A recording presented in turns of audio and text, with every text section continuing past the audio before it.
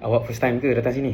Cik adik, itu you punya muka banyak cantik. Mwah.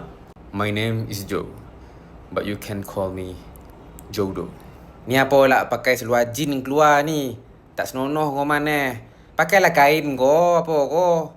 Awak, saya nak tanya lah. Awak habis tak makanan awak tu? Sekarang dah pukul berapa?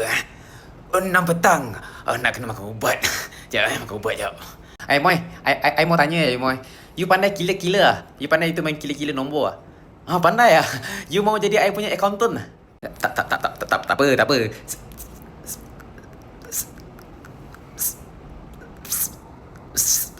Saya belanja. Saya belanja tak apa.